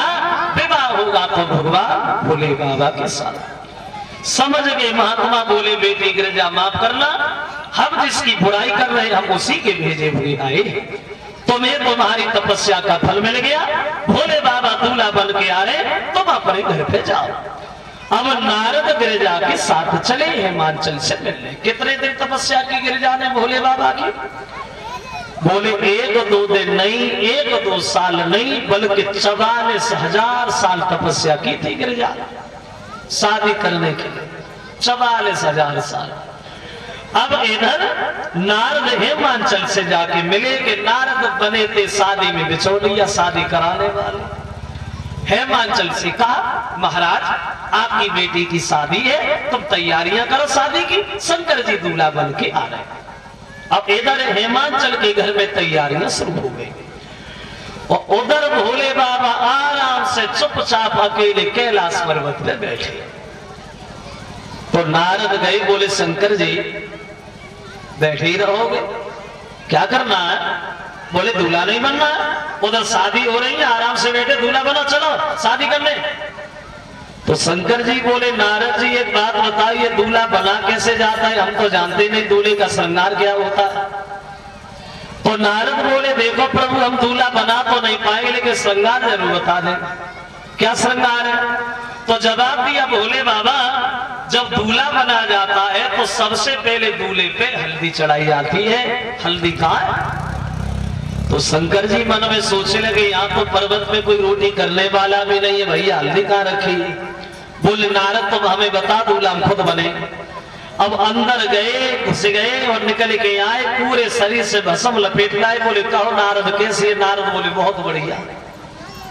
अब काय की कमी? बोले भोले बाबा मोहर और चाहिए, मोहर कहाँ है? थोड़ी देर सोचते रहे भोले बाबा, देखा कि सामने से एक बड़े फन वाला नाग जा रहा है, उसे पकड़ लिया, जटा से लपेट लिया, सीधा फन मोहर दिखाई देने लगा। ये कैसा? नारद बोली उससे भी बढ़िया है। अब काय की कमी है? बोले कंगन और चाहिए। शंकर जी कंगन कहाँ है? देखा कि सामने से पतली सी नागिन जा रही है, उसे पकड़ लिया, कलाई से लपेट लिया, ऊपर से बिच्छू चिपका लिया, वो कंगन बन गया। ये कैसा? नारद बोले ये उससे भी बढ़िया है। अब हुआ ऐसा कि वे नागिनिया सुगर कंगनिया छल्लों की छटा न्यारी है, वे भूत पिशाच बराती है, भोला उड़े बहल सवारी है।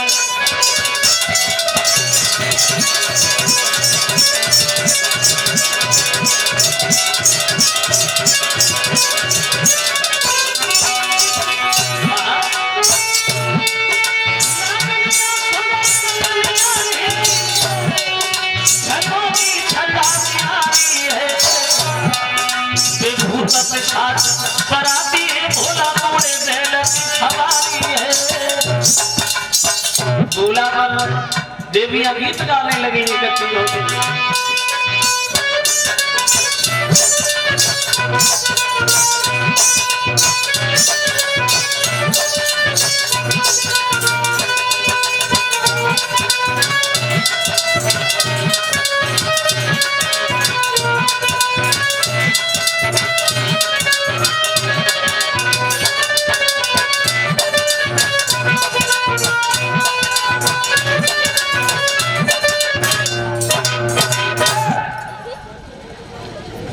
बन के तैयार हुए भोले बाबा। अब कहो नारद, अब काय की कमी है? तो नारद जी ने उत्तर दिया, प्रभु अकेले ही चलोगे, बारात का है, बारात की आवश्यकता पड़ेगी।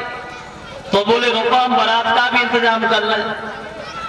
अब कैलाश पर्वत पे खड़े हो गए भोले बाबा, तो इन्होंने आवाज लगाई, सुनो भैया, हमारी जहां तक भी आवाज पहुंच रही हो, वहां तक के जितने भी भूत प्रेत हैं सब तैयार हो जा, हम शादी करने जा रहे हैं, तो लोगों का निमंत्रण है, चलो। जो भूतों ने सुना तो भूत हो करके भागे, बड़ा दिन में नंबर हुआ।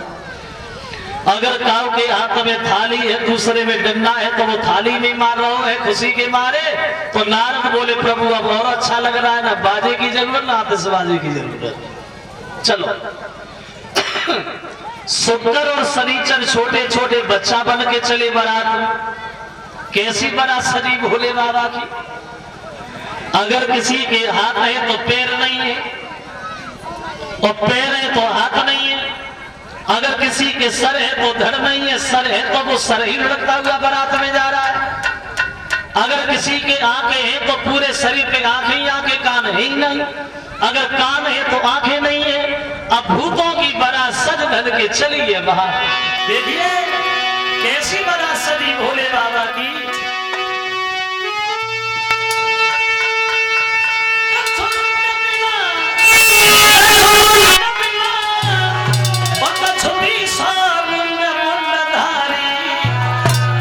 कछु हाथ बिना कछु पैर बिना मोही लगे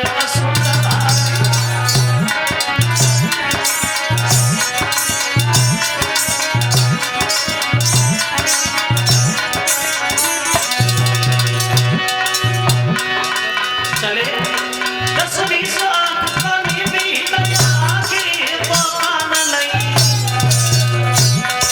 कछु को पीछे की खबर नहीं, कछु को आगे का ज्ञान नहीं।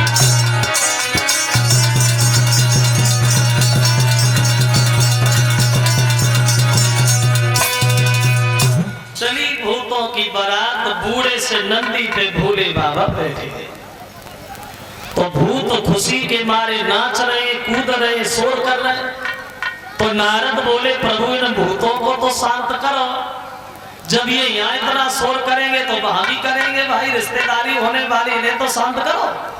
तो भोले बाबा ने नंदी पे पीछे मुंह करके देखा तो भूत सब शांत हो गए। और जैसे ही आगे मुंह किया, भूत फिर चिल्लाने लगे।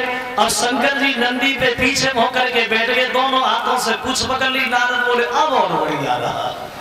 चले बारात लेकर के वहां, ऐसा ही नहीं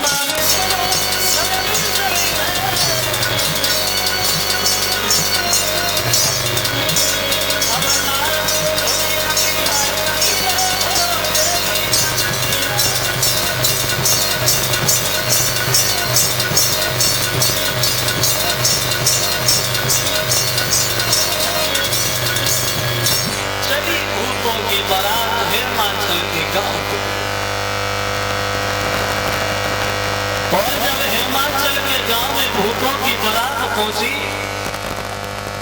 तो गांव के बच्चा तो होते ही सबसे पहले बच्चा ही भागे बराते हुए। और जब बच्चा भागे बारात देखने को, और जो भूतों की बारात देखी तो जितनी तेज घर से भागे गए उतनी तेज घर को भागे। पूरे गांव की गलियां साफ, लोगों ने घरों के दरवाजे बंद कर लिए, कोई भूत भटक न जाए किसी घर में बोले ना मुझे अब लोग बड़े अध्यक्ष हो भैया बारात में बहुत आई लेकिन ऐसी बारात पहली बार आई है शंकर जी ले गया अब नहीं है महाराज हेमा चल के गाँव की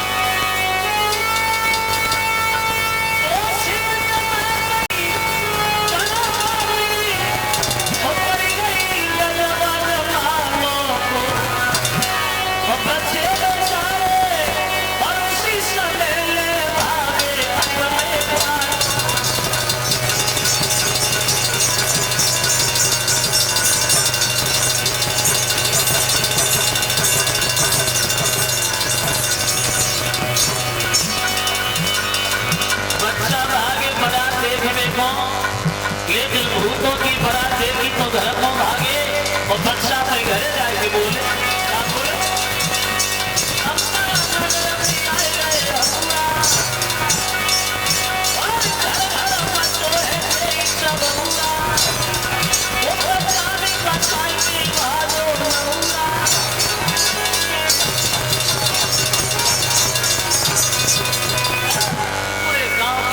साफ कोई नहीं दिखाई दे रहा चारों तरफ भूत ही दिखने लगा है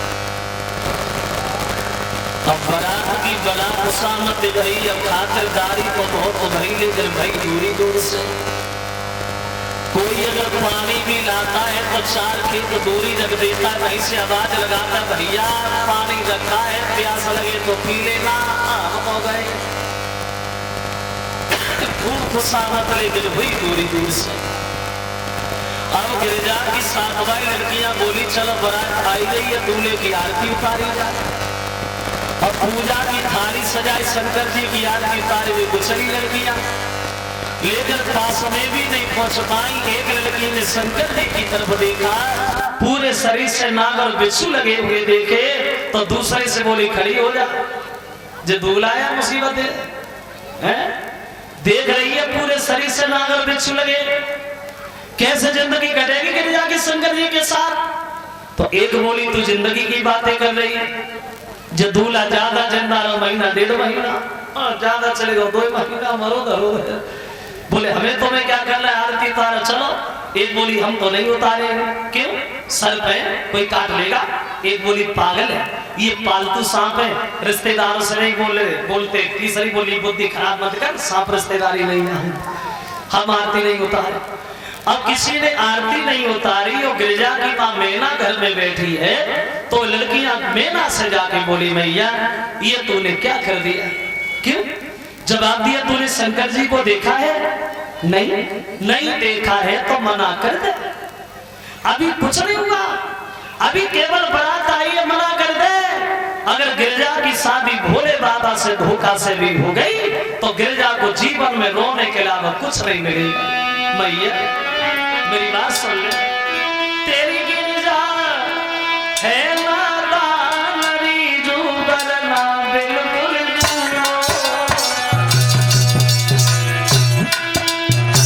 ना जानेगा देख के भोले बाबा को ढूंढो ए मैया जय कुमार मिलेगा ते ब्याह करे देखो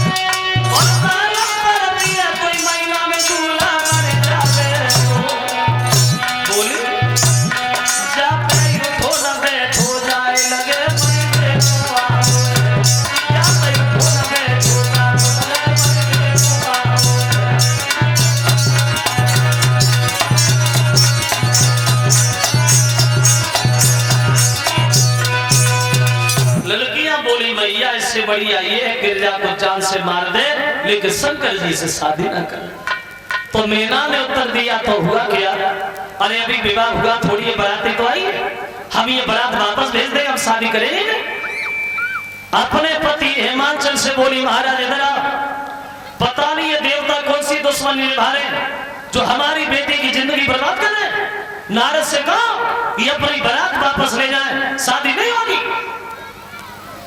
तो हेमांचल ने नारद से कहा भैया नारद अब हमारी मजबूरी अब हमारी तो चलेगी नहीं अगर तुम्हारे समझाने से मान जाए तो ठीक है, और न माने तो मजबूरी है, बारात रह जाए। नारद ने सोचा बड़ा मुसीबत से भोले बाबा मनाए पाए और मेना रूठ गई, क्योंकि नारद शादी कराने वाले बने थे और मजिया की बड़ा खेचातानी होती है, शादी कराने वाले की ज्यादा खेचातानी। बेचारे को ना रोटी मिले, ना सोने को मिले, ना खाने को मिले, इधर जाए तो उगारी, उधर जाए तो उगारी। अब नारद मैना से जाके मिले तो मैना भगे आई तो वैसी बैठी थी। जैसे ही नारद को दूर से आता हुआ देखा तो चिल्लाने लगी, भाई खड़े हो जाओ, नारद घर के अंदर मत घुसो, पता नहीं कौन से जन्म का दाव निकाले तुम, पता नहीं कौन सा बैर निभा रहे तुम, ये बारात ले जाओ, शादी नहीं होगी। तो नारद जी बोले, मैना इसमें चिल्लाने वाली बात क्या है, शादी न करो, हमें क्या मतलब, और हम दूसरे की शादी क्या कराएंगे, जिंदगी हो गई हमारे, अपनी शादी नहीं कर पाई तो हम दूसरे की शादी क्या कराएंगे। लेकिन मैना एक बात कहूं, बिल्कुल नहीं, तुम्हारी अच्छी बात भी अच्छी नहीं लगती ना, गलत लगती है। हाँ तो एक बार गलती बात सुन लो, कहो, लेकिन शादी के बारे में नहीं कहोगे। इन बच्चों को बिठा देंगे, बच्चे ये व्यवस्था वाले लोग कहाँ हैं?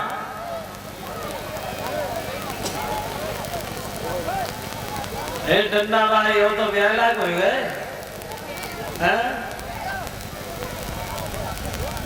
कोई ब्याह न करे वर्कर मन। अब नारद ने मैना से कहा, मैना सुनो मेरी बात सुनो, भूल नहीं हो तुम, जैसे सुअर की किस्मत में हवन की खीर नहीं होती, ऐसे ही भोले बाबा के दर्शन करने की किसी की तकदीर नहीं होती। ये तो तुम्हारी किस्मत है, तो स्वयं शंकर जी दूल्हा बन के तुम्हारी घर पे आए। और नारद समझाते हुए मैना से बोले, मैना सुनो,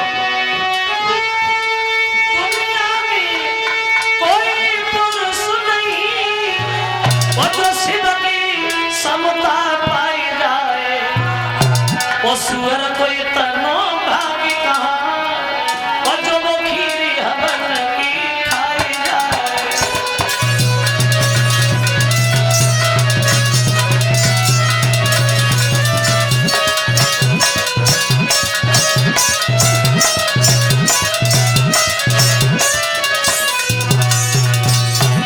उत्तर दिया है मेरा, सुनो, तुम बुरा बुरा चिल्ला करके ना कभी कलंक लगाई नहीं हो,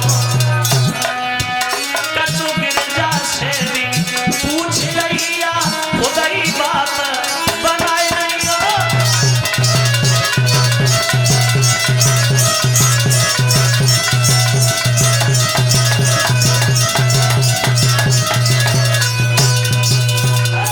नारद ने उत्तर दिया है, मैना, जैसे सुअर की किस्मत में हवन की खीर नहीं होती, ऐसे भोले बाबा के दर्शन करने की हर किसी की तकदीर नहीं होती।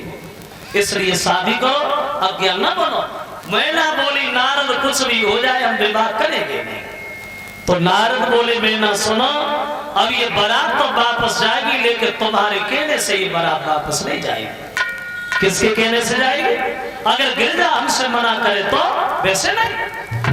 तो मैना बोली, नारद लड़की हमारी है, जहां हम शादी करेंगे वहां करेगी, अपनी इच्छा से करती फिर।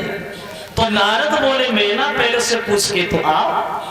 अब मैना गिरजा से जाके बोली, बेटी गिरजा देख, बड़े सोच समझ के फैसला करना, ये शादी है, जीवन का ख्याल रख के बात करना, कोई खेल नहीं है, जिंदगी की बात है। एक बार तू मुझसे ये कह दे कि भोले बाबा से शादी नहीं करेंगे तो तेरी शादी हम कराएंगे, सुंदर लड़का होगा, बढ़िया घर होगा। इसलिए बोली तो मैना कि ओ सुकुमारी, ओ मेरी प्यारी, किसने तेरी बुद्धि है मारी,